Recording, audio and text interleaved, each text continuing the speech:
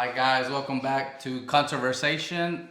This is episode number 5. Number 5, man. So if y'all have watched any other one, thank you for watching. Like I said, subscribe, and we're gonna get into some topics that it's been on both our minds for a little bit, and we're gonna hit them up today.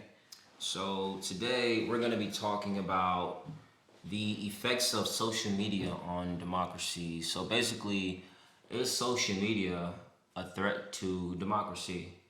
And personally, me, I feel like yes, it is, because big tech owners, company owners, I feel like they're slowly becoming the government. You know what I'm saying? Like They're like virtual government. Virtual government, bro. Like think about it like this: the average person, when they get on the internet, when they're browsing the internet, a lot of people do online shopping and all types of other things just online or whatever, just browsing or actually working on the internet. But the average person, everyday person, is on their phone doing what? Just scrolling, bro. Just Getting scrolling that feed on social media, on the feed. So the main thing someone's doing when they're logged on to the internet is they're tapped into whichever social media account they have. You know what I'm saying? Yeah. On whatever platform it may be, Twitter, Instagram, Facebook, or whatever else is out there. TikTok, the whole nine. So with that being said, and Elon just bought officially. Did he buy it? Oh, he bought Twitter, bro. Did he really? It finally went through? Bro, it's so crazy because on literally, bro, so many new tweets. He unbanned pretty much a lot of people that weren't banned. He's planning to bring back like Trump. Really? Yeah, this is you why think Trump will go back to it though. He's going back to Twitter, bro. I don't think so. Cause he's trying to build his own platform, like his own. Yeah, he will, but he'll probably go back to Twitter just to regroup all his followers and move them onto whatever platform he has planned for himself and his team. Dude, that's awesome. That's cool. I feel like that's cool. Like, fuck it. You got a cult following, and they'll do it too. Like, there's some diehard Trump fans out there. Well, no, not about Trump, but Elon Musk, that he's bringing back all those people. It's kind of like a first step to getting the freedom of speech. The freedom of speech back. But I mean, it's a slippery slope, bro. Because literally, I don't know if you've seen it, but like, there's a whole bunch of like white supremacists taking advantage of it. They're saying the hard ER on Twitter now. Like, see, that's the problem with people, bro. They're like, thank you, Elon Musk. Yes, they overstep. They're like, thank you, Elon Musk, for finally allowing me to say, the hard ER. And they're typing it out, and there's hundreds of accounts are like this. And then they wonder why we did this in the first place. Yeah, and it's like, bro, you're the prime example of why people are so censored. Why censorship exists. It's like, why can't you just be respectful? Why can't you be respectful? Dang, and I feel like, even though it's fucked up that people are actually like, saying what they're saying and taking advantage of this barely newfound freedom, because he literally just only been hours ago that, and then people ownership has switched, and they're already doing this. So imagine what things look like, from here on out and, and beyond. Do you think it maybe will get better as time goes on, or like, those pretty much those people get it out of their system, and then that's because I feel like they're trying to get a reaction. Like, and if they get a reaction, it's kind of like that bully, where if that bully gets a reaction from you, then he's gonna keep bullying you. But if you ignore the bully and just like, dude, whatever, man, your life is obviously so shitty that you have to be saying these things to just get a reaction because you can't get it nowhere else. I do feel like eventually they're gonna I guess die down and calm down with all the antics. Yeah. I do feel like right now they're just having fun, because it's kind of like. It's kind of like a kid, when his first, I guess, individual experience. He's away at college. He's been sheltered under his parents from birth all the way up until high school, and he just starts wilding, you know what I'm saying? But eventually they mature, and they get their shit together as they grow older. But I feel like some of these, because I haven't seen the person, I didn't even know. This is news to me that Elon Musk finally can, because I thought it was gonna fall through, bro. I thought he bought it 44. I think it was 44 million. Billion or billions. I'm saying billion. Million is billion. 44 billion. I mean, which I'm pretty sure Trump changed to the man, but like, he has that shit now. That's him. That's crazy. That's him now. And he fired all the CEOs. The ones that banned Trump. He got rid of everybody that was anti, progressive, I guess, anti free speech. And I'm pretty sure he's gonna replace them with the people that he selects. That's awesome. So it's awesome, but I do feel like this is obviously the downside to such newfound freedom online. But I'd rather things be this way because then you get to weed out the people who are actually pieces of shit. Yeah, you know what I was gonna say, then you see where people actually stand. You cut the you keep the grass cut low. I like that. You feel me? So like, yeah. I'd rather me personally, bro. If you gonna fuck me over, I like that. Like, show me you gonna fuck me over, so I know that. Like, never actually fuck you me again. over. You know what I'm saying? So I know how to handle our relationship. Yeah, if we even have one at all. You know what I'm saying? Yeah, like, I just know how to just handle you. You know what I'm saying? Yeah. So I do think it's very much a threat to democracy because before. Outside of Elon, purchasing Twitter now, like, dude, they're literally kicking. If you have enough power as a CEO of a tech company to literally completely shun, verbally shun the president of the United States, how do you think other people, country leaders, feel about us when they hear that news? Like, they don't give a fuck about their own leader of their country, or ex-leader or whatever. Ex-leader. How do you think people are like? I ain't gonna lie, bro. I know we have the strongest military in the world right now, but I feel like it's not gonna be that way forever. Because it's becoming a lot of progressive in there. Like they're trying to get it's funny because I watch YouTube, not YouTube. It's like Facebook. They got famous through Facebook. Like these ex-military people. They make like skits, and they show like how the army is becoming so progressive. Where there's like they're pretty much. When you say progressive, what you mean? Like what type of? Like they're not letting, like, for example, like in basic training, they're not allowed to like yell at them or do I think they call it the shark attack, where they literally as soon as they get there the officers go in there and start screaming, "Get your crap out of here!" Get it. Are you saying the army officers are now like getting soft, pretty much? Like not that they're getting soft, they have to. It's not like by choice, it's by force. It's like nowadays, like if it's too much for you, you can be like, hey, bro, it's too much. You don't talk to me that way. And the officers have to obey. It's like, bro, you're joining the military to become tough, become a badass. Yeah. Not to be like, oh, bro, you're hurting my feelings. I'm sorry, bro. I'm telling you, everybody bitching. I'm getting to that point where you're hurting my feelings. I can't take it anymore. Yeah, I can't take it. So you calm down. Like a bitch. Like what? Like, bro, you're there to get hardened. Steel hardened steel. That's crazy. Not freaking. He's a grown man saying this. Yeah. Well, but I mean, most people that are going into the military are like 18-year-olds. Like grown man. You 18, you're a grown ass man. I wouldn't think you're a grown ass. I feel like once you're a grown man, it's like a crime. About 25. That grown ass charge. Yeah, but I mean, it's just because they categorize. Well, mentally, you're not fully developed. You're not fully developed. Yeah. Exactly. So to me, you're still not a full man. You're a growing man. Yeah, growing. Yeah, young man. You're. I don't think you hit manhood until you're about 26. When you're fully like your cognitive reasoning has matured.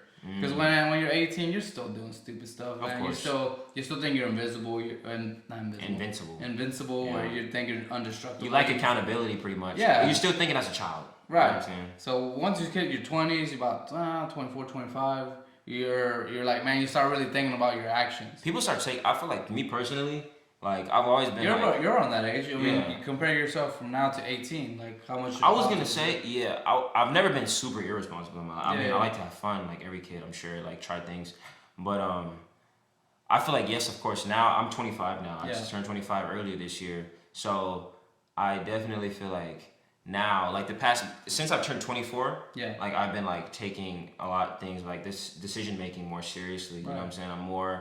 I'm more cautious about, which steps I take. I mean, as you should. I mean, you know what I'm saying? Yeah. Like, a lot. You got a lot of weight to carry now, man. There's a lot of responsibility. Yeah. As you get older, like you only bear more and more responsibility. So you got to be ready for that shit. And so, of course, you got to be mentally prepared, physically prepared. You just have to be prepared, for life, I guess. So yeah.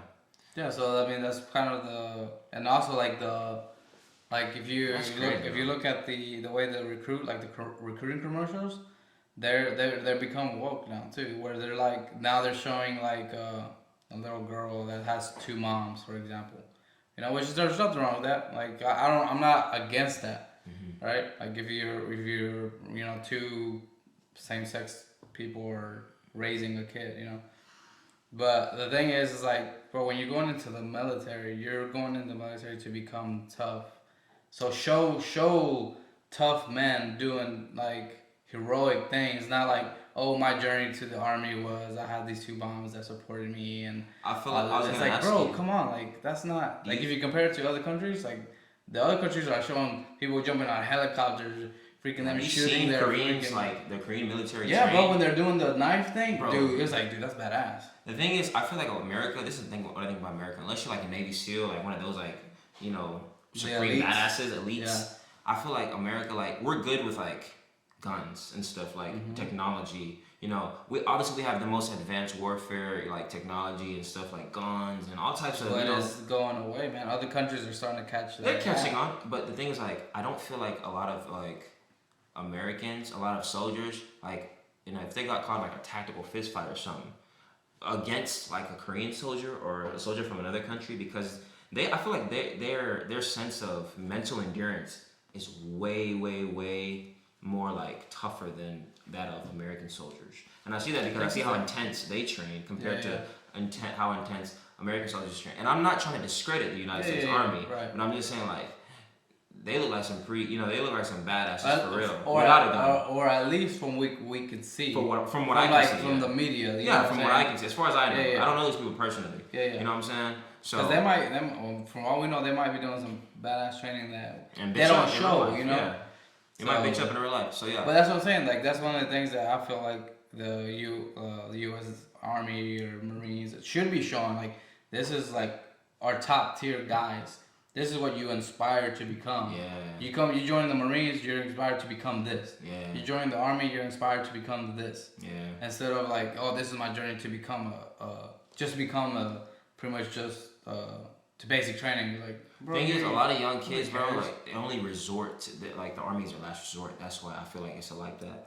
Because I feel like the majority, yes, but some people feel like the calling. Like I know one of my wife's cousins is like felt like but those kind of people have a heritage of like their families has always been. Yeah, if your lineage, their dad's been in the military and grandfather. And if you got a military lineage or a long line of military like family members, that makes sense. You're gonna carry that's like almost heritage at this point, like culture. Yeah. So you're gonna carry that shit on. I understand that, but I've known a lot of people that I went to high school with personally, and I guess they just were like stuck, or they just their last resort just for them to have to do something. Yeah. They're like, fuck it. At least I'm in the military. I'll get benefits. I'll be taken care of. You know what I'm saying? And I'll be doing something productive. You know what I'm saying? And I respect it. Rather than being a bum or fucking up and becoming a criminal or whatever. I respect it. I'm not knocking it. But I'm just saying like a lot of people turn to the military, not even wanting to be there, but just because it's secure. Yeah. You know what I'm saying? Even if it's just temporary for the moment. Right. But I want to ask a question that might ruffle some feathers. That's gonna ruffle some feathers. So you feel like, honestly, and I want everybody to answer this honestly in the comment section as well. Do you feel as though if you come from like you said, like a gay parent household, like where it's two women, and I guess their child ends up in the military, do you feel like that'll affect how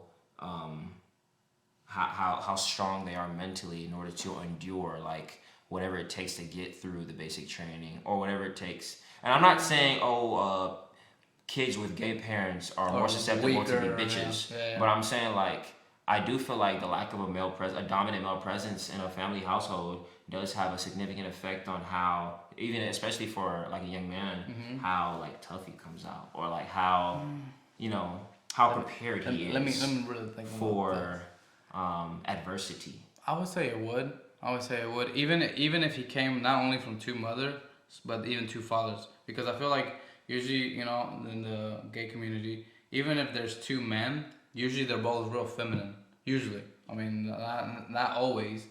What do they call it? Like, not everything is always like statistic or like, oh, they have to be this. Yeah. But I do feel like it does hinder them just because of like for example, do you feel like, how they always talk about white pride, all this? Not white pride. Gay pride? No. White privilege. Sorry, that's what I meant. White privilege. Okay. Yeah, that's what I meant. Sorry, not white pride. White privilege. And on that white power. White privilege. Yeah, do you feel like there's gay privilege? To where like the point where like, oh, they're mistreating my child. You can't do that because now they're gonna be like Karen and be like, oh no, you can't do that with my child. Hell yeah, bro. Like, you know what I mean? So then they're cuddled. They're cuddled. Is that what the word? Cuddled? Like where they're like they feel like, oh, you can't touch me because then I'll call my mom and she's gonna come. What's the term? It's I don't know if we're saying it right.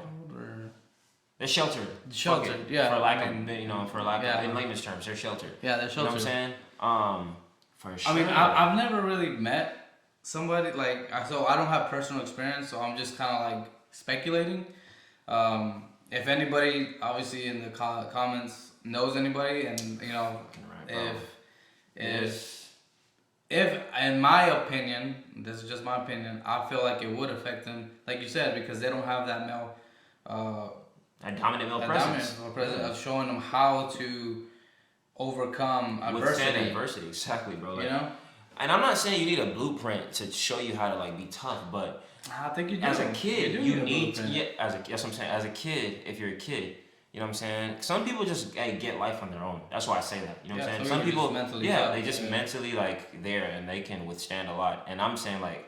There's people with no guidance or that have had bad examples of what not to be in life, and they, they're the opposite and made successes of themselves, which is great. We'd love to see it. But in most cases, I feel like, yes, children do need, especially like young kids, they do need like a blueprint of what it's like to not be a shitty person. So if you have good parents and, you'll emulate the same behaviors that they have, you know what I'm saying? Mm-hmm. And that'll become a part of your character. And also how not to become a sheep, bro. Not to just become a follower, but a leader. Yeah. You know what I mean? Like how to... Because I feel like how back to what we were saying about social media and like how they're becoming like a virtual government is like nowadays we don't know what the hell is actually true because a lot of people are like, oh, we'll Google it. Well, they're literally changing Google facts as in real life, in real time. Like I can give you a prime example. Like for the longest time, a recession was when it was 2 terms, like the GDP or whatever was over. Now they literally went and changed it just because of what was currently politics. Yeah, politics. So now they're changing definitions. So then if you Google something, it's like, well, was it always like that? Or have they changed it? Have they changed the definition?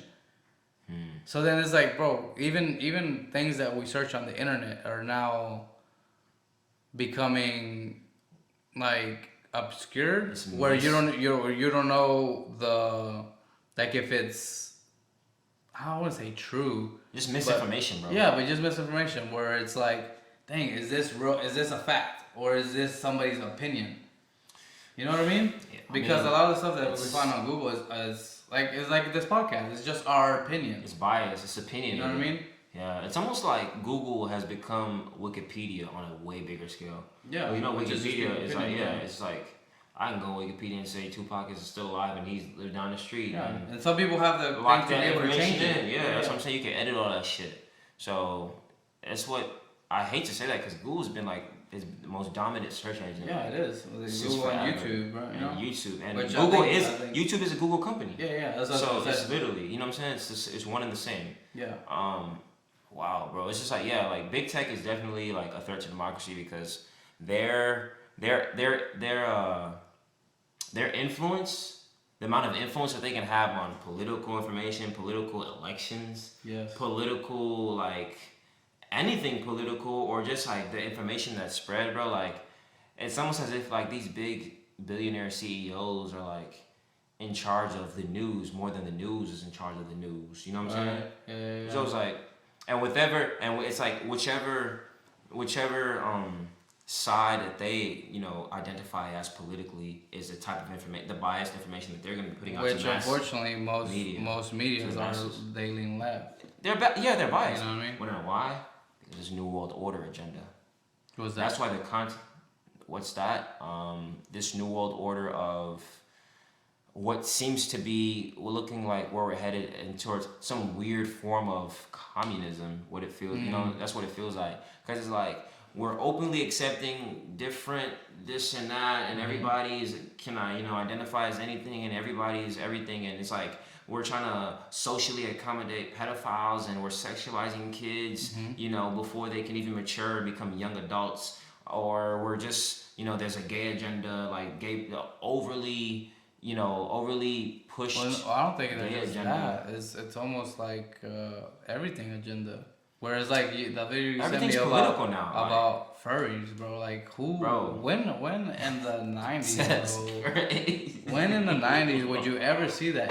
If you saw that, bro, man, I ain't gonna lie. Early 2000s, bro, you would be like, bro, that person has a mental problem. Yeah, they're sick. Yeah, bro, they need to be like, bro, you need to go see a doctor, man. Yeah, I'm not saying like mentally ill people are weird. I'm saying like furries. Yeah. What the fuck is a furry?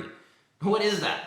I mean, people. That's weird. I ain't gonna lie. You come crawling to me on all fours with a fucking foxtail on, you might get kicked, man. I'm not even capping, bro. Like, you just might get the shit kicked out of you. Because you saw the video. Yeah, bro. It was weird as fuck. And what was more weird about it is, bro, he was real, walking like he's been doing that all his life. Yeah, like this is practice. Yeah, he's practicing. This is a normal motion for him. Like, he was on all fours like a real animal. Grown ass man. And in a suit, like a tail, a fucking suit on. What was it, a wolf or something? It looked like a wolf or some type of dog or something.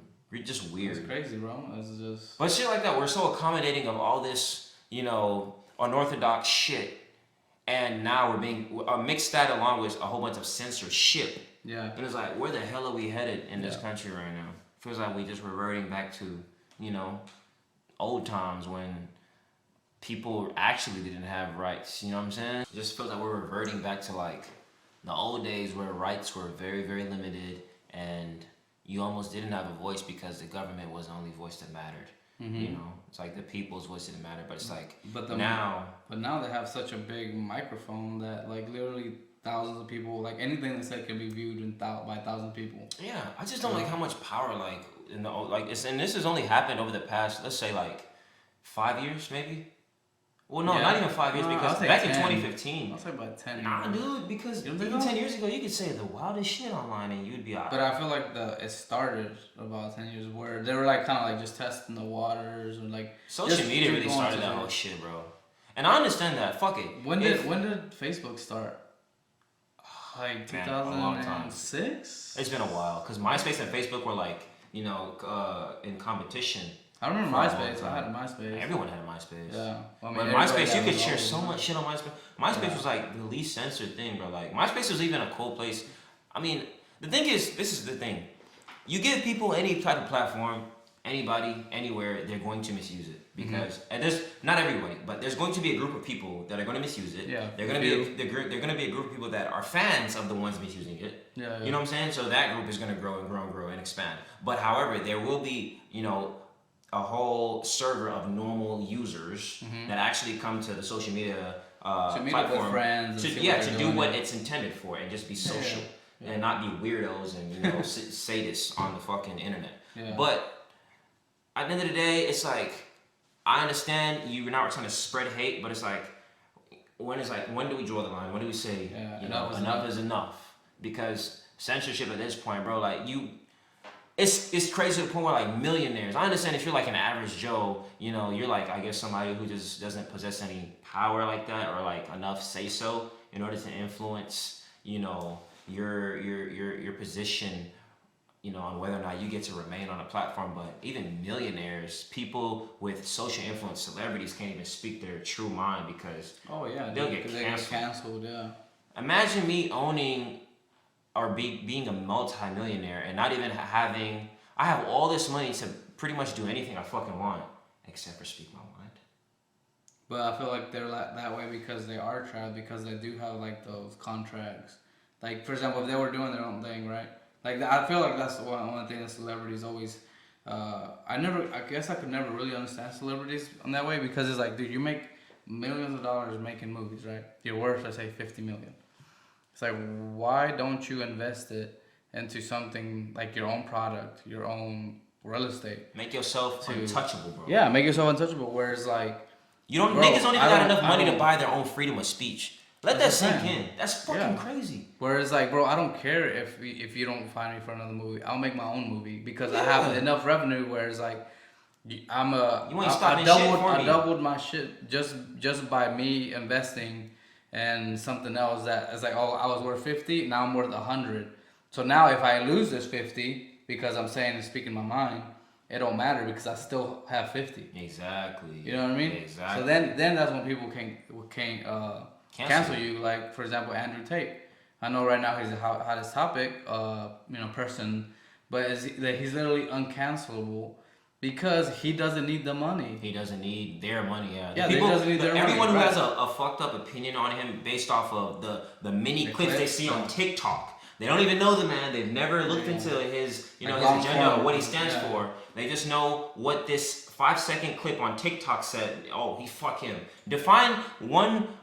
It's crazy. Every time they say, "Well, Andrew Tate's misogynistic," define that same word, that very word. You don't even know the fuck you're saying. You don't even know the definition of what you're saying. But those other people said it, so he has to be that too. Yeah. Any fucking way. Or they say, "Tell me one thing that he said that's misogynistic." Yeah, that's misogynistic. Yeah, and they're like, "Oh, I don't know." Lost. Bro, it's like because you're just following. You're just a follower, bro. You can't think about. You're an NPC. You can't think for your own. A whole bunch of sheep, bro, being led by the shepherd, and the shepherd is who we all know. Those people, that aren't on the right side of the agenda, but they're on the left side of the agenda. You know what I'm saying? One thing. Pun intended. Pun intended. You feel me? One thing that has been weighing on my mind lately. With all this whole, like I said, your freedom of speech going away, where they're coming after the Second Amendment, where they're pretty much taking slowly your rights away. Yeah. It's kind of giving me like, I want to say flashbacks, I never lived through it, but it's reminiscent of the time where Hitler was slowly taking away the rights of the Jews. And like, one thing that worries me is like, man, is this world, at least when I say this world, I mean United States. Is the United States becoming a communist place where you have to literally be afraid of what you say? I'm telling you, it's not only, I know as an adult, and what you believe, bro. Yeah. Because it's like, if I believe this certain thing, I'm going to get almost like persecuted. Whereas like I could be in prison. Because I know right now, I just saw a podcast on Patrick B. David's. Really good podcast channel. You should definitely check it out. Where like I said, this is what I saw. I'm not 100% sure. They arresting certain people in UK for speech. They call it hate speech. And I heard about that. Yeah. And the problem is, I heard about that. Who decides what hate speech is? Exactly. That's so subjective. How the fuck do you even define what hate speech is for real? Like, yeah, I can understand something, but if you're like, say, like, oh, I don't like this person, or I'm like, oh, well, I consider that hate speech. Well, now, if the right person is in power, they can arrest you for that. And this can be so scary, biased. Bro. That can be so biased and misused in so many different ways. So that could be like, literally, you could be a law-abiding citizen, you pay taxes, you do everything right, but you have an opinion. And now because of that opinion, you're in jail. And you can't do nothing about it because it's like, the fear that I kind of see is, and people, I don't know if other people have the same, starting to get the same fear, is you're not going to win against the government. Yeah. Like, you can't fight the law. It's like, wherever the law is, that's what it is, whether you like it or not. Yeah, it's been that way for so long. So yeah. And it's like, man, is the United States becoming tyrannical, almost like fascist, bro.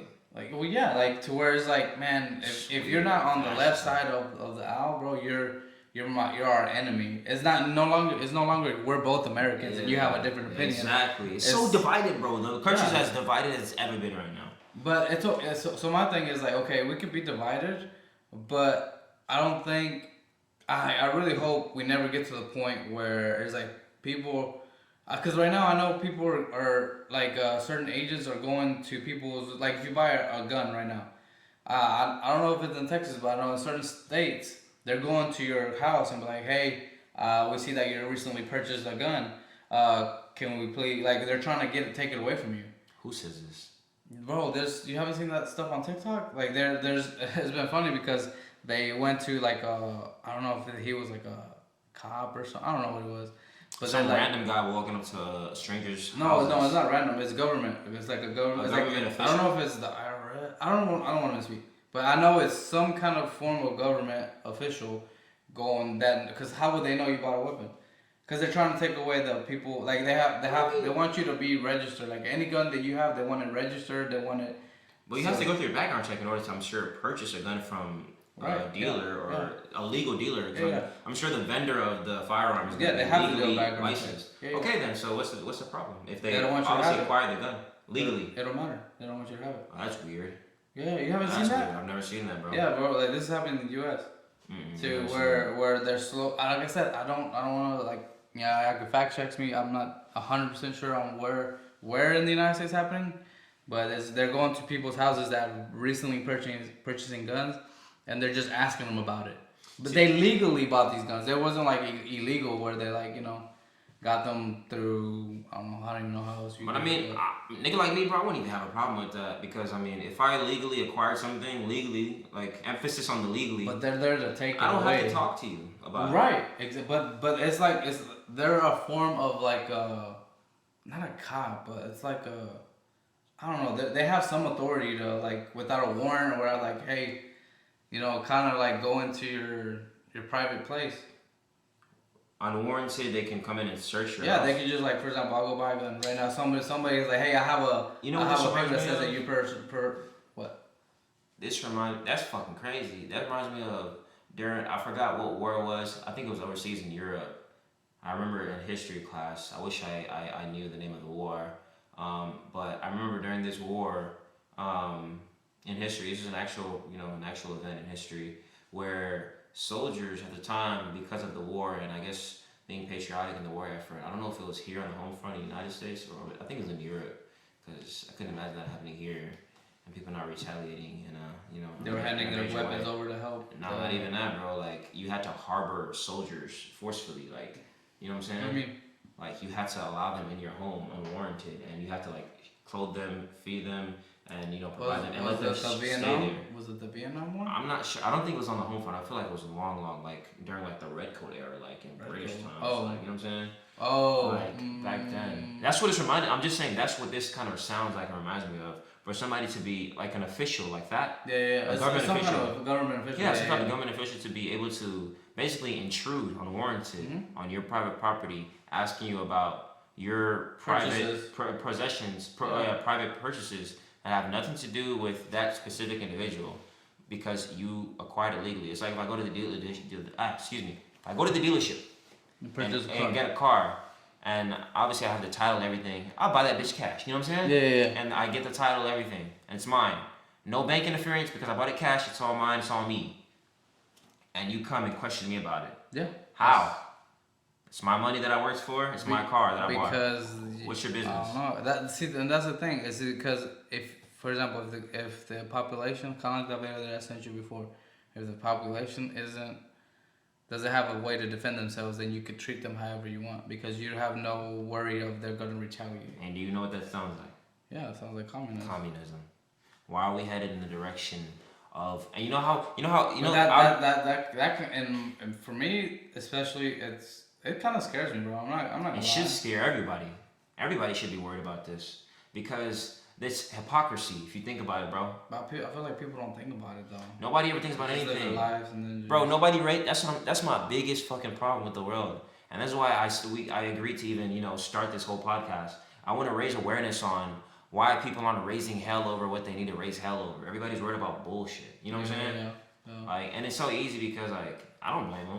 Yeah. The government's really good at causing distractions. The elites are really good at causing distractions. Yeah. So of course, the average guy, the average person, bro. They're legit. Yeah, when they're doing something. Puppeteers, bro. Yeah. It's all smoke and mirrors, like you know what I'm saying. So it's all really a game. And I'm not saying this to sound like I'm super woke or what I'm saying or anything, but it's like I'm not no sheep, bro. I'm not no NPC. Like NPC. I'm not like finna fall for what I'm saying, what everybody else is falling for, like. I see, more than what meets the eye, you feel me? So I know, and that's why I like to speak on things like this to, I guess, arouse other people, everyone else's curiosity. Yeah. Like you said, everybody's blind, bro. Pretty much. Well, most people. Pretty much, yeah, most people. But that's the thing is, I was like, are they blind or they just don't want to see? Because a lot of times people are like, man, this could go this way, but man, I'm not going to worry about it because what if it doesn't? Or I'm not gonna prepare because it doesn't directly affect me right now or something. Yeah, exactly. It doesn't affect me right now, so why worry about it? But then it's like, well, you'll get to the point where it does affect you. Then by then it's too late. That's the thing, bro. But that's the thing. Like we're not even living for us right now, but we living for the future, bro. Yeah, like yeah, sure. But like for example, that's how I feel. What do you think would happen if the government mandated for everybody to turn in their weapons? You think it would start a civil war? Because I don't even think it was, if it did start a civil war, I wouldn't be surprised, but I don't feel like it ever worked because you know why? You'd have to rewrite your beloved Constitution. Yeah, you would have to take the Second Amendment out. They are not finna rewrite that fucking Constitution. I don't know, bro. They might. Nah, you know, at that point, I don't feel like them making they could amend it. Nah, they can't make that type of amendment, bro. You don't think so? That shit has been law since the beginning of this country. And what was this country started in 1776 or whatever year that was? 1776. I think, right? That's when they're not gonna change that shit, bro. These white people will raise hell over keeping their guns, bro. White people love guns. Oh yeah. They're not gonna let that shit happen, bro. Everybody loves guns, bro.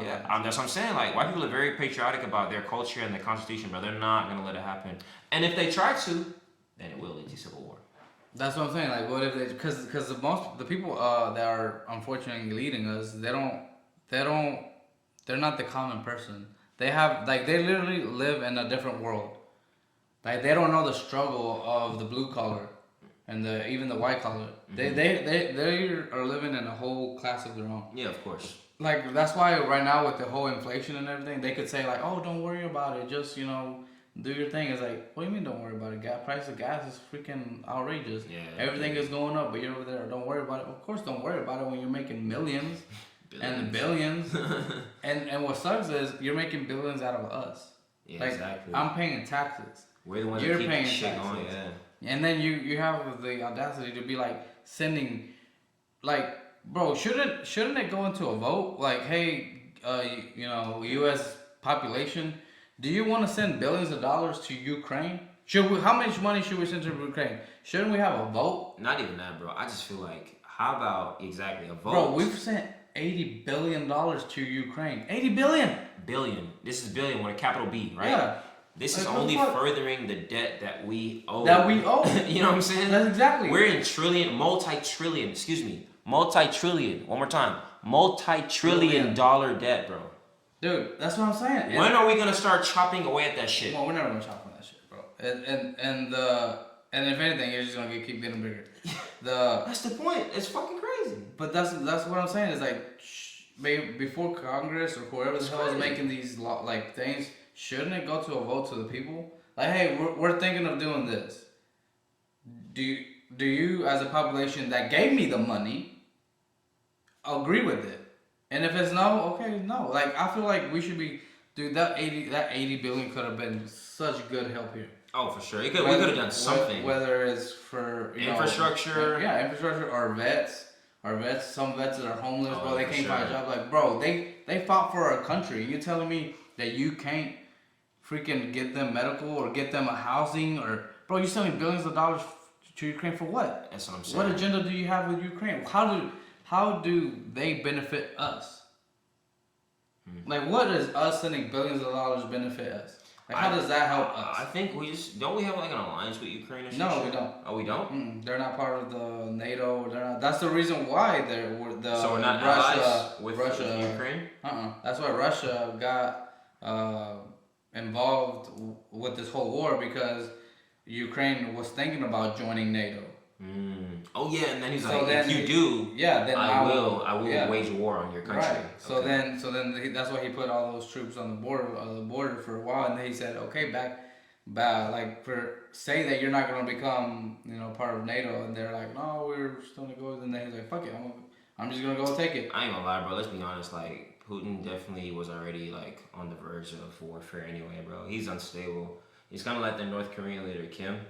Bro, like they all these guys with nukes, man. Like they're just they so ready to hit the button, bro. Like they want to see the world up in flames. I don't think so. I think so, bro. Like these guys, everybody's such a hothead. It's all about a race for power. And bro. But when you talk about nuclear, bro, you're talking about wiping out civilization. You're talking about wiping out the face of the earth, bro. Like if everybody hit their nuke button right now, we just self-destruct. You feel me? I mean, people will survive, but the radioactive waste. Survive for how long though?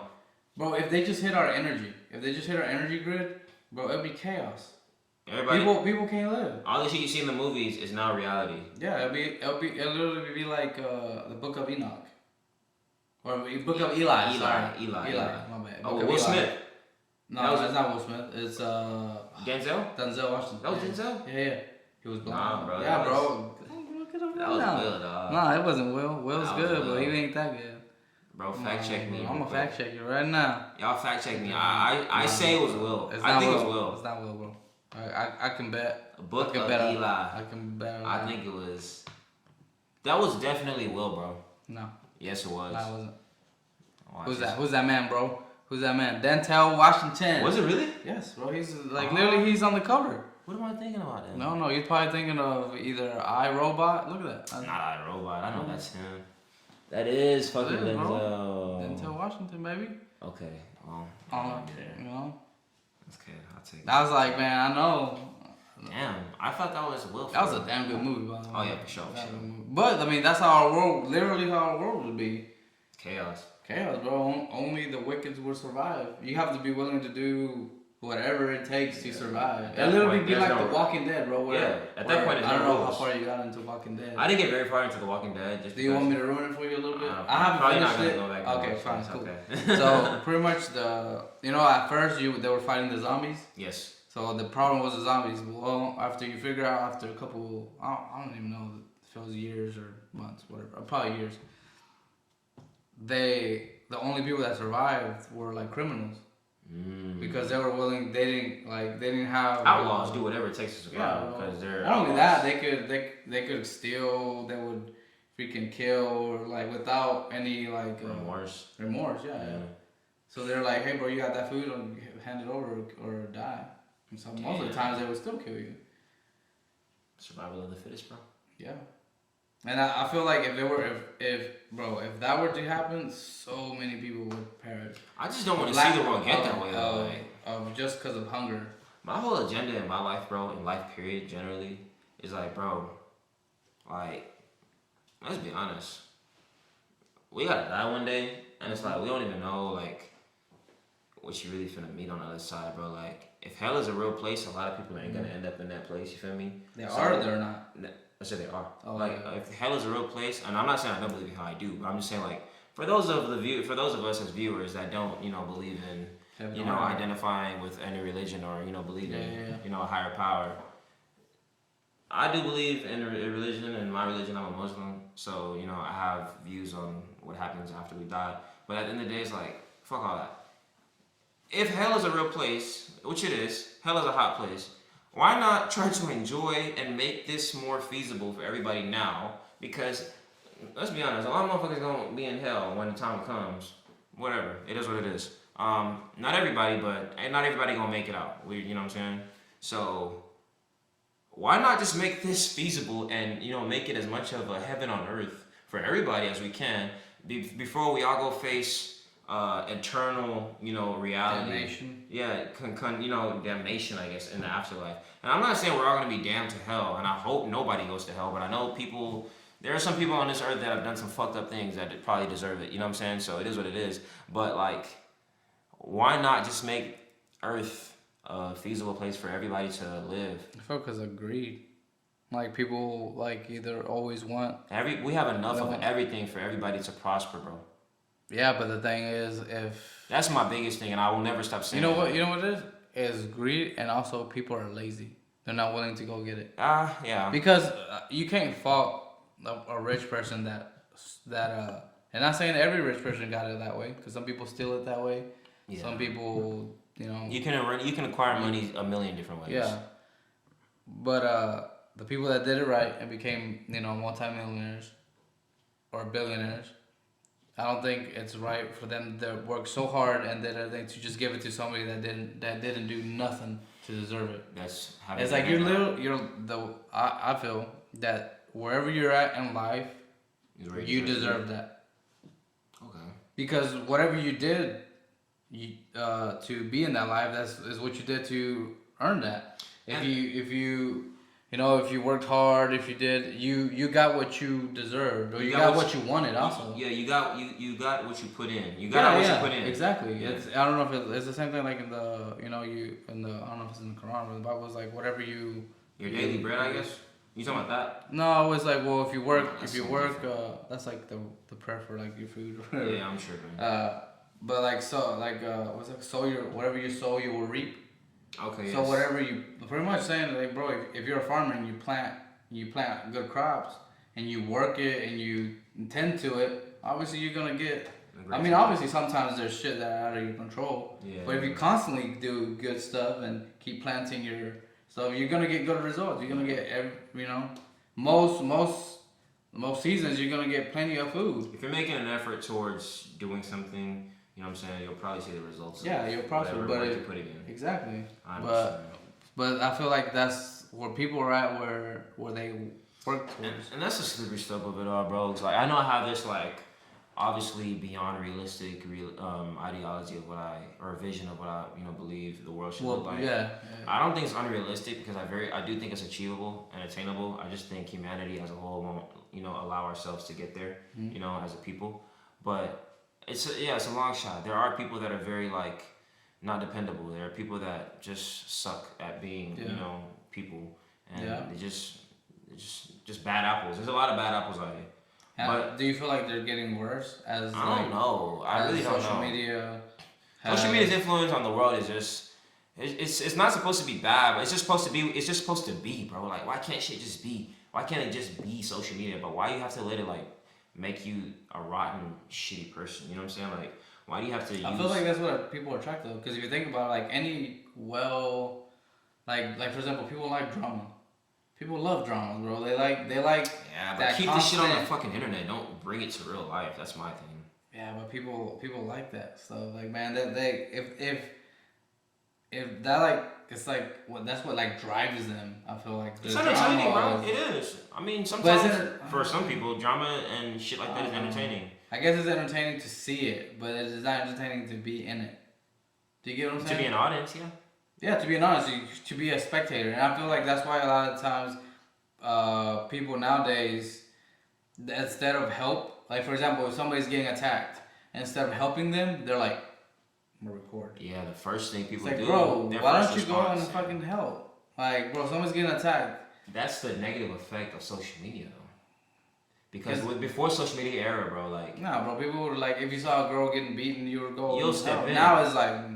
I'm gonna pull the latest camera phone that I just went and purchased, and I probably don't even fucking 4K, bro. Yeah. 4K resolution. I'm gonna get this shit in 4K and post it online to get some followers and get some clout off of it. When I could have put an effort towards helping this person get out of a fucked up situation. Yeah. But the time I invested in trying to gain clout, I used. I could have been trying to help somebody. Instead of that, I let them. And that's what I feel like problem is like we're not there to help out each other. We're just there to like criticize. Like, oh, let me see what you're doing. You're fucking up. Let me record it. Instead of like, hey, bro, what are you doing, bro? There's always gonna be a group of people. Like people are always more likely and probable to like gang up on you and point the finger when when shit hits the fan. But like when it's time to praise somebody, like help somebody out, reach out to somebody that needs assistance. Mm-hmm. Like nobody's typically. It's rare to find those type of people that'll be there. Dude, I feel like there's a lot of two-faced. I feel like most people are two-faced. Hypocrisy. Yeah, and let me explain. Like I feel like whenever you're at the top, everybody's your friend. Everybody's like, oh man, you're awesome. You're this. You're that. Yeah. But as soon as you start getting some heat and you're not at the top, like I'll give you an example. Kanye West, bro. Whenever he was at the top, and same thing with Trump. I would agree. He's still at the top. But now, what are his followers doing, bro? They're not followers. Huh? They were never followers. That's why. But that's what I'm saying. They were two-faced, right? Bro, I've been a stand for Kanye West. Yeah. Since. And yes, I'm not gonna sit here just like Andrew Tate. I don't agree with everything everybody says all the time. Right. I don't agree with everything my own fucking parents taught me when I was growing up. You know what I'm saying? I still respect them and I'm still gonna stand by them and I'm still gonna ride for them because I believe in what they stand for. You know what I'm saying? Yeah. So yeah, that's how I feel like if you're a real follower, if you call yourself a real follower of somebody, you don't leave when shit hits the fan. If you and your wife got into an argument, and every time you guys got into an argument, let's file for divorce. It could be the pettiest shit. Yeah. The food was cold. There was too much salt in dinner tonight. well, fuck this. Let's get divorce papers. And like that's literally how the followers are. You know what I'm saying? Yeah. That's crazy. Yeah, like anything hits the fan, and they're ready to like turn the other cheek. Yeah. That's fake. You ain't no follower. You a bandwagon fan. You know what I'm saying? Yeah, there you go, bandwagon. You a bandwagon fan, bro. Like you're just here because shit is good right now. As soon as shit hits the fan, you're on the other side. That's what I'm saying though. There's so many. Like I would say the grand majority of people that way. To where if everything is going good, bro, hey, the gravy train is going on, let me be on it. Of course. It's for clout, bro. But that sucks, bro. It's shitty as fuck. Fuck yeah. And I feel like that's one of the reasons why most celebrities, like I think even Joe Rogan has mentioned it in his podcast, where it's like people now that approach him and it's like, bro, why are you talking to me? Like, what's your agenda, bro? Because nowadays, like most people. Like if once you hit that fame or that where people know you, they always want something from you, whether it's to use your name, whether it's to just use you. So then it's like, bro, then that trust has to go away because of like, why are you really like coming up to me, or why are you like really interviewers? Yeah.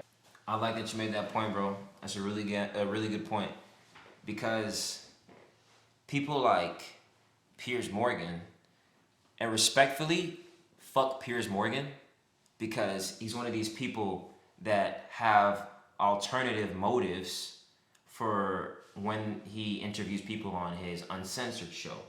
Who's, first of all, I don't know who that is, so you're gonna have to. Piers Morgan, I think he's a reporter from the UK. Okay. You've seen the Piers Morgan interview with Tate? Yes. Okay, that's who that is? The guy that keeps on cutting him off. Yeah, okay. Obviously, I know who that is. Your whole show, the whole agenda, the whole point of your whole show, Uncensored, Piers Morgan Uncensored, is to become uncensored.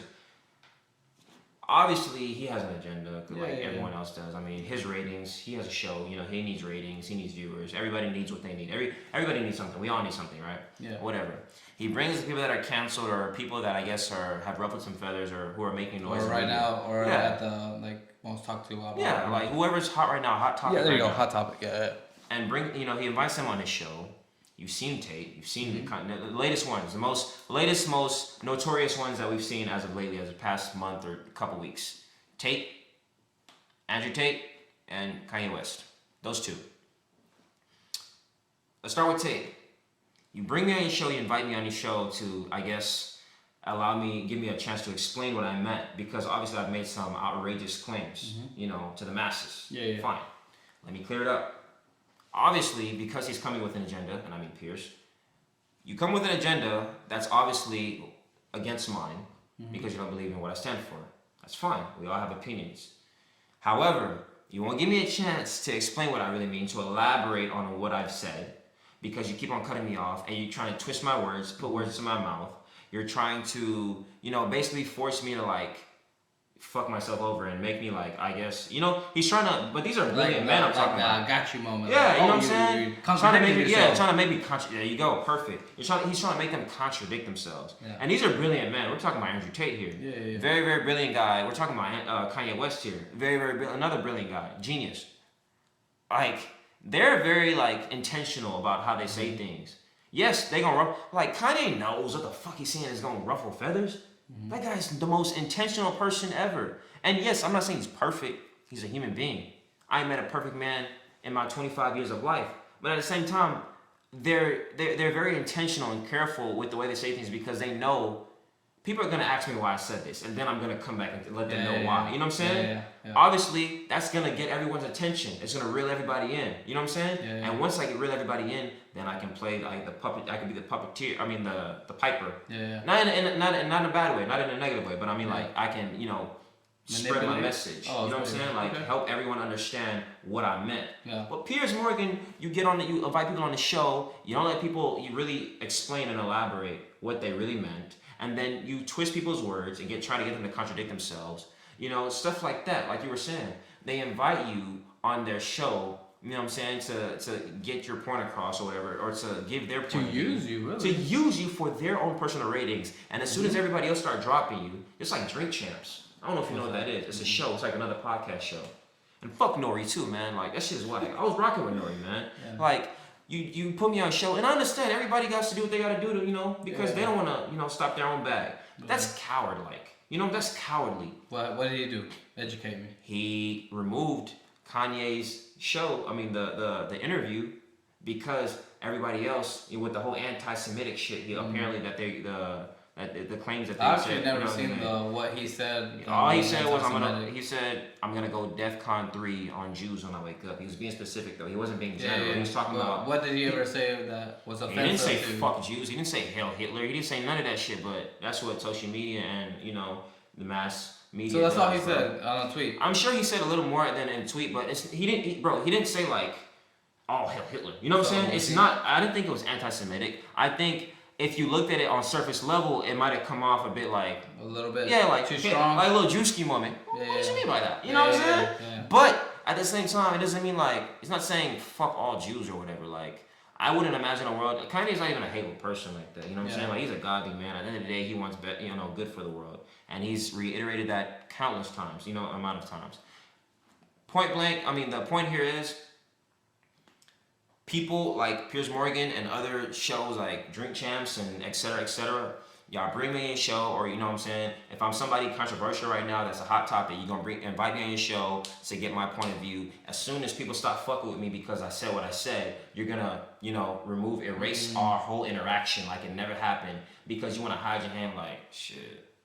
You can't. I'm not gonna let him stop a bag for me. So pretty much, that's cowardly. Taking away I'm not associated. Yeah, like you literally cut ties with this guy. You were just fucking with me. I'm the reason your ratings are so up right now. That's my point, though, bro. That's my point of saying that people are two-faced. Like if you're doing well you're doing good, bro, everybody's like, oh yeah, bro, I'm on your side. But as soon as things hit the fan, they're like, oh shit, everybody's hiding their hands. I'm over here now, bro. I don't know him. Who? Abdul? Who? I don't know. I've never been. Never heard of him. Never heard of him. Exactly. Never heard of him. Like what, bro? It's just crazy. Y'all used to be cool. Yeah. So then it's like, I mean, I understand. Like people have fallouts, and misunderstandings that but whenever you're cool, and then it's like, bro, I'm just gonna.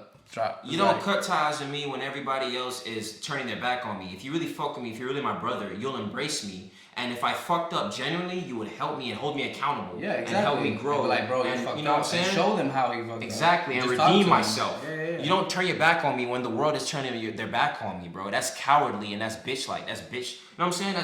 That's bitch-made behavior, bro. And as a man, you should be ashamed of yourself. But I feel like everybody's always people are bitches, bro. They're scared. They're scared. Yes, they're scared of They're scared of getting their viewership down or getting canceled themselves. Yeah, that's what I'm saying. But my thing is this: if I was like somebody like Piers Morgan, hey, I invited you on my show. Yes, it helped me with my ratings from my show, from my viewers. Right? I'm gonna be respectful of, you know what I'm saying? At the end of the day, you did me a favor, bro.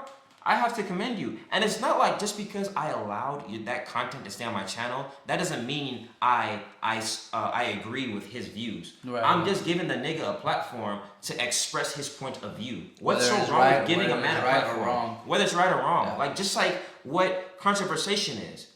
It's just a platform to give our opinions on what we think. That's and it's as simple as that on what we think. And you don't have to agree with it. You don't have to like it. It's just a safe space to discuss things. In a world full of censorship, in a country full of censorship right now. Well, shit, a world, because this is the freest country in the world, and now we're even acting like people, in China where they barely have a voice. Like in a world full of censorship. I can't even give someone that the world has turned their back on a platform to get his own point across. That's selfish. That's whack to me. And it's not like he's saying like, oh man, we need to kill all these people. We need to do this. Yeah. Like, he just has a point of view of how men should be men, and it's like, bro, no, you can't do that now. Once again, they're gonna take a 5-second clip of the worst, most controversial thing you said, and it's funny because you probably only used that verbiage for just to make an example. Yeah. You know what I'm saying? Yeah. And they totally misconstrue your message. Yeah, like I don't agree with everything that Andrew Tate says, and it's crazy. And the thing is like I feel like what people don't understand is like, bro, what he's saying might not be. How do I say it? What he says might not reflect your life, but what all he's saying is from his perspective, his point of view, the life that he has lived.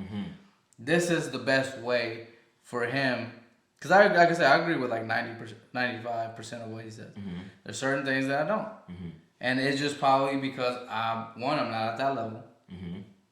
Two, like the way that like my life has turned out is not like his. You know what I mean? So it's like not what he's saying might not be wrong to him, but and it's not gonna fit everybody. It's like Cinderella's shoe, bro. Cinderella's shoe ain't gonna fit everybody. It only fit one person, right?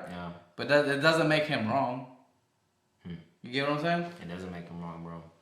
That's why, dude. Like every time, like I like to be the black sheep, bro. I don't have a problem being the devil's advocate, bro. Like it's okay, fuck it. Like in a world full of cowards, I'll be that one guy that hey, will at least exercise his rights. You know what I'm saying? Like as a human being, fuck the Constitution. What that stands for, like my God created me, with free will. Like I'm gonna exercise that right because I actually appreciate having free will. So I'm gonna exercise my free will. Right. Who would I be to not do that? Like, come on, bro. Like, I gotta die one day, and I ain't gonna have no choice but to be laid up in a box in 6 feet under. Like, why would I not do what I can now? Why? Because I feel like a lot of people are, like you said, cowards. Like, bro, to actually, like, do this takes a lot of guts. And let me explain, because a lot of people don't want to get either attacked or want to, because if you think about it, having a podcast and having people listen to what you're saying is in a way like how do I explain it, is you're it's not that you're fighting the system, but you're bringing out you're saying that you're pretty much like Andrew Tate would say, you're facing resistance, I guess. Yeah, you're facing resistance, and you're actually fighting the matrix. Yeah. You get what I'm saying? Yeah, I do. Like you're fighting against, like, hey, you're telling people you're in a matrix. You know what I mean? And you're waking people up. Right. And pulling the plug each individually on each person. Hey. Or might not even pulling the plug, but just getting the seed in. Is like, oh man, are they right? And then anything that we say is like, bro, go do your own research. That's the biggest thing, man. Don't just listen to what I say or what Abdul says and just take it verbatim. No, go do your own research and find out, and then from that research, believe what you believe. But the thing is like we're just giving you a different perspective of how to maybe something that you've never thought about, and you're like, man, that triggers something where you're like, oh man, I've never thought about it like this. I've never seen this point of view. Maybe I should check that out. And like I said, do your own research. And there's nothing wrong with that. And I feel like nowadays that's the problem, that people are just not doing their own research, or just like, well, they said this. Oh, I saw this in the news. People are content with following, bro.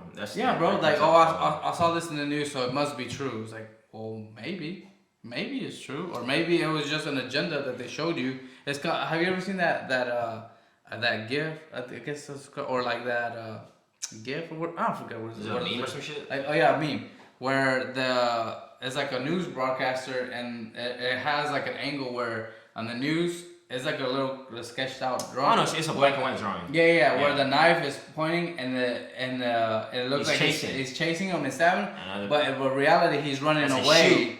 It's his shoe, exactly, and he's just running away. Yeah. It's like, don't believe everything you see on the news, or do your own research. And if it is factual, then it is. It is what it is. Truth is always truth. No matter whether you want it to change or not. That's like, gravity is gravity. Simplest, boldest statement of all time. It is what it is. It is what it is. It is what it is. Those 5 words hold so much weight, but it's such a simple saying that holds so much weight, bro. Yeah, it's deep. It is what it is. It's really deep, bro. Like, and not to be head ass or nothing, but it actually is deep, bro. Like, it is what it is, bro. If more people thought like that, like, it is what it is, I feel like everybody would have a little bit of a different, maybe better perspective on life in general. Man. I feel like a lot of people nowadays they think they deserve things without actually earning it.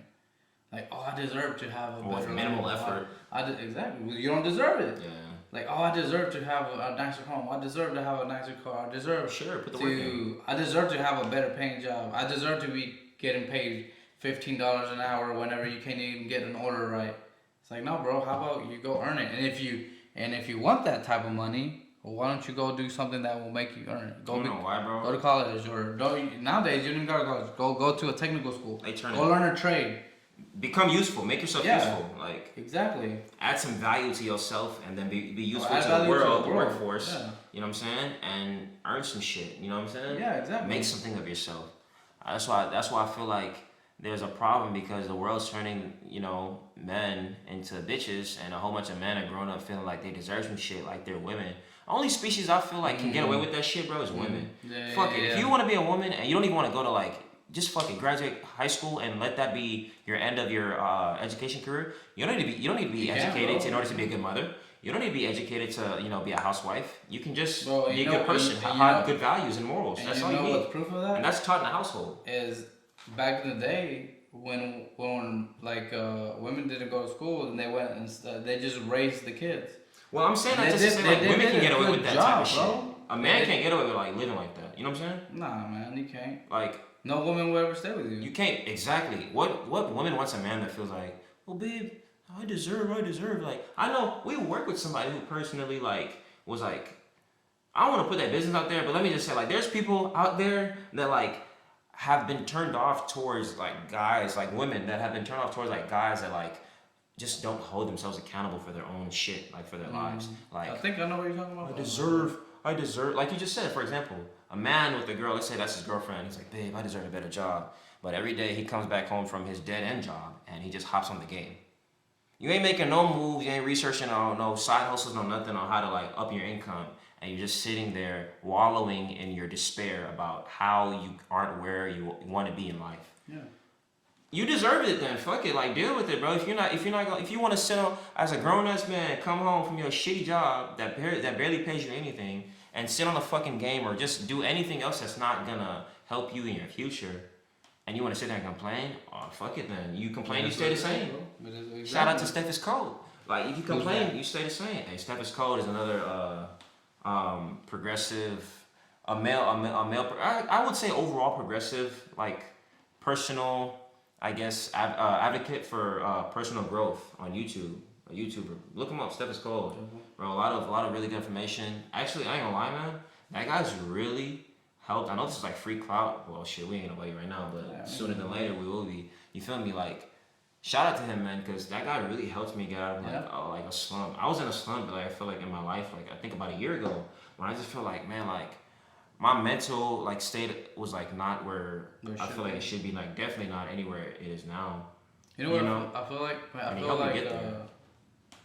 because I'm a big, into self-development. Really big into self-development. That's still good. It's a self-development channel. If you're not growing, you're not doing anything to better yourself. You're not living.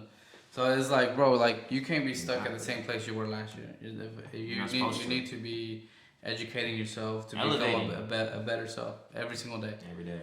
Well, then that means mental, physical, and spiritual, and everything. In every aspect of life. But the thing that I highly recommend, that I feel for people it's really freaking hard, is to just read a book. And you don't even have to read a book, man. I freaking suck at reading. I'm a slow I'm a slow even talker, bro. I'm a slow reader. But you know what I do? I listen to Audible. With technology, man, there's no excuse anymore, That's what I'm saying, bro. There's no excuses. If you fucked up, you're choosing to be fucked up. Yeah, bro. Even if you're literally a person that cannot read, bro, you do understand the English language. Bro, there's so many resources out here for excuses not even exist anymore, bro. No, exactly. You can do Audible. They have a new app that literally you have a book and they'll read it to you. That's what I'm saying. Take a picture of it and it'll read you the words. It's voiceover, literally read it to you. You're a child or something. But the thing is, people would rather, like you said, play a game, do anything and everything. Feed into distractions, basically. But yeah, they'll rather be on TikTok, looking through feed. Caught in the matrix. Instead of, bro, take 30 minutes out of your day. 30 minutes is not a lot of time. And just listen to a book. not like a freaking like a novel. Listen to something that's gonna actually benefit your life. Like don't listen to 50 Shades of Grey or fucking just get a self improvement. Twilight or some shit. Something. Yeah, so something that's self improving. Where it's like, bro, like you know, Rich Man Babylon, freaking Rich Dad Poor Dad. Steph Code even has a book. Think and Grow Rich, freaking, you know, There's anything like that, bro. How to Unfuck Yourself. That's a book by I forget the name of the author. Very, very good read. It's literally a book on self improvement, how to unfuck yourself. You know what I'm saying? Like, it's a really, really good. There's so many resources out here for, you know, personal growth and development, and I don't even want to hear like, oh, I don't know where to even get started or where to look for those things. Hey, Google, bro, self improvement books. Dude, that's freaking self development. Audible. Fuck Audible, YouTube. There's books on YouTube even. You know what I'm saying? This is not sponsored by any means by Audible. Maybe one day it will be because I freaking love their service. And dude, it's a membership. It'll be the best money you ever spend. If you can spend money on Netflix, on Hulu, and all this other garbage, bro, you can spend some money on Audible. Like and I'm not gonna say who, but there's been a lot of people they're like, bro, you're doing so good. What do you do? It's like, how can I get like that? It's like, bro, and like for example, in my business, the very first thing that we tell people to see how serious they are is we tell them to read one book. We say, read this book, which is Rich Dad Poor Dad, and if they don't follow through, they're not gonna follow through with the business. That's crazy. Actually, Jay made a very valid point similar to that. Yeah, like, because bro, if you can't, people want something, want time to put the work in to get that, bro, it scares them. Bro, and it's like, bro, all you're doing is reading or listening to a book. You can't do that, then it's like, dude, you're not really in it. People aren't ready to receive their blessing. That's what it is, bro. But then don't bitch about it. It's hard. I mean, think about it, bro. I understand because like growing up, you can easily fall into that mentality of like, why me? You know what I'm saying? Especially as a young man, you're like, because it's hard for a young man to like, you know, because we have to like strive in order to like make something of ourselves. We can't just like leech off, you know, our partner and like, you know, have it just have like, you can't have a sugar mama. Yeah, you can't have a sugar mama. Like that's ain't nothing honorable about a woman just taking care of a whole man. You're like some girls like that. Like to me personally, it ain't nothing honorable about that, bro. Like you're a bitch. Yeah. Like get your shit together, bro. Like you know what I'm saying? Switch it up. But it's like you can easily get caught in that mentality, like, bro, why me? I'm striving, da da da. But like when you learn to hold yourself accountable for your way, you know, your life or for just everything, and I feel like every man should be, you know, hold himself accountable. You'll learn to like think outside the box and be like, okay, well, shit is like this for me right now because I am or I'm not doing X, Y, and Z. You know what I'm saying? Yeah. And then once you change that part, all right, bet life starts to feel a little different. You know what I'm saying? You start to notice a bit of changes, and then step 2, step 3, and so on and so forth. You know one thing that I've noticed that something that Andrew Tate has said is about depression, right?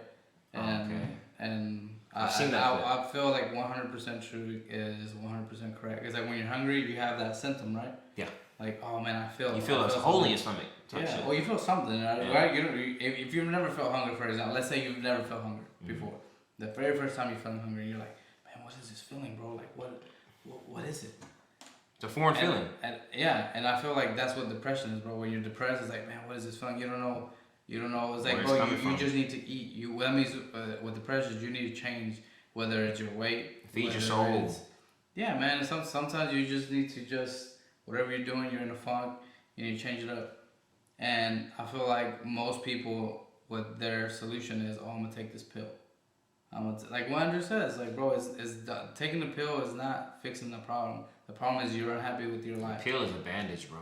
Yeah, and it's like it's never healing. It's like you're cutting yourself every single day. You're just like, I'm putting a Band-Aid on it. New Band-Aid. Bro, how about you stop cutting yourself? Yeah. Like, and do something like stop and like let it heal. So when that comes, it's like stop, go do something. If you're overweight, I know it's hard. Like, go walking, man. Niggas like you don't gotta go bust. You don't gotta go bust and go to the gym. Bro, just start walking. Not even that, bro. Like, especially when it comes to like weight, if you're that disgusted in what you see in the mirror every day, bro, ain't nobody gonna teach you before you go and sign up, or fuck signing up, before you like initiate a morning walk every I don't every even morning. gotta be in the morning, bro. Like if you're not a morning person, if you're an afternoon person, if That's you're a what I'm night saying. owl, bro, just People are comfortable, bro. I don't want to. I hate hearing like, and it's not fat shaming, but it's like I hate hearing like fat people complain about being fat, because if you were really that disgusted in yourself, you would make an effort to stop stuffing your face. Even if you can't work out, you would stop eating. You don't even have to work when. That's the thing about fat people. I would Losing say weight. eat less. I won't say stop eating. That's what I mean. And obviously you have to eat, but I mean like eat less. You know what I'm saying? Yeah. Like you don't even have to work out for the first 6 months. You change your diet, bro, I guarantee you will drop pounds. A lot of pounds. Very fast. Unless you have a medical condition. Unless you have a medical condition. Then that's a different story. But like a lot of people that are overweight, bro, it's just excuses and laziness because you're so used to finding comfort in that poisonous food that you're stuffing your face with. Mm-hmm. And so you never get out of that rat race, that matrix of I hate it, but you know I love it. What it is too is that like healthy food is so expensive. Like it's so easy just to go out and get a burger, McDonald's, or even a salad, bro. Salads are that's what I'm saying, bro. They're like double what a burger would be. So it's like it's so easy. It's money.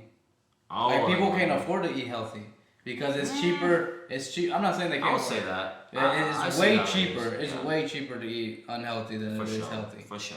And it's like. That's a problem. Is that by design or is that like why is that? You know what I mean? Why? We really want to get into this? No, but we'll probably get into that the next one. Shit, I'm gonna go off. We start getting into that, bro. I'm gonna expose it, bro, because they already know what it is. What is it? We already know. You got 5 minutes, bro. That's part of the New World Order, bro. Okay. So wow. this whole agenda, all right? We've all seen Family Guy. Mm-hmm. Remember the episode? Not every episode, but. Not every episode. At least not for me. Okay. Remember the episode where Lois's father? The cancer? Craig Petersmith. He had the antidote, the cure for cancer. Yeah, I see that. Right. I see that one. Yeah. This and I'm gonna use the food as an analogy for cancer because the same food is what causes the cancer, and everyone that is diagnosed with cancer nowadays. Why would I give you the cure to something that I can just give you the medication to suppress it? And make and charge you for that same medication that will suppress it. I won't cure you, but I'll keep it manageable for X amount of years, all the while billing you the whole way, and I'm becoming a billionaire, and eventually I'm making $1 billion business off you. Bro, speaking of that, actually, come on now, it's a business effort. I don't know if one of my friends sent it to me, or I think it was. Shout out to Jose. He sent me this thing on TikTok. That's Inspired Dreams? No, that's Sean. Oh, okay. Sean's Inspired Dreams. Go check out his channel, by the way, Inspired Dreams. Tap man. No, he sent me a video where he said that on the past. Man, I think I have it here. The past few years, all the people that have talked about nutrition, like that say that like, hey, you can cure any disease with you know what that is? Who? Dr. Sebi. I know where you're going with exactly what you're saying. Is it this? What you're about to say? They've been killed, bro. They end up disappearing. Yeah, disappear. Where they're like, bro, if you have this disease, all you gotta do is take these natural herbs, and they'll go away. That's in the Quran, bro. Is it? What is? The fact that God has given us everything we need to thrive on this earth. Like there's a cure to everything, Yeah. Every sickness. Like he's giving us, he's blessed us, bestowed upon us the cure for every disease through natural meat, through natural foods and resources. Yeah. You know what I'm saying? All these herbal medications that become pill form, they go out in the jungle to get the ingredients for it anyway. Yeah, exactly. It's natural. You know what I'm saying? They go in the lab and then whip a whole bunch of, they chemically induce shit and modify things, and that's what they serve to the masses. But, that keeps people addicted, that keeps people down, that fucks with their psyche, with their mind, that fucks with everything, in their mind and their body and their system, and makes them, super codependent on pills and popping pills. You feel me? Yeah. What's that? So check it out. So there says they're silencing the truth. Says they're silencing everyone. Bro, I wish you knew who Dr. Sebi was, bro. That's the perfect example. He was an herbalist. He looks like a black man. He's from Honduras. Oh, really? Yeah, you probably have heard of him or seen him like somewhere, or I'm pretty sure you've heard of him like at a point in time in your life.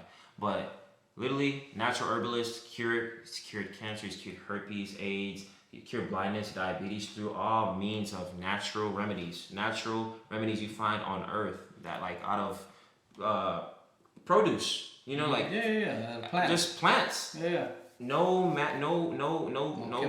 chemicals, no labs, no, you know, doctors with PhDs, nothing. Just him being an herbalist. And apparently, he's been arrested multiple times. This is before he died. I think he died like 2018 or something, 17. Like recently, in the past, like I think like 5 years, they said he fell sick. How the fuck does the healthiest man on the face of the earth just drop dead because he's sick? I think I've heard of that, bro. Come on, man. You know, bro, he's a threat to Big Pharma. Yeah. If the masses wake up and find out that they can cure themselves through a natural means, we don't need pills no more. Yeah, billions of dollars we don't need gone. the pharmacy no more. We gonna go and cure ourselves. And then where does their money go? Gone, bro. Gone. That will be another story for another day. Another day, bro. That story for another day, bro. We're not gonna get into too deep into that, bro, because that's a whole nother thing. We just hit the tip. We just hit the tip of that one. Tip of the iceberg, yeah. You know, we might continue on the next podcast. But with that, you know, if you stuck out this long, thank you. You know, hopefully you've enjoyed the podcast.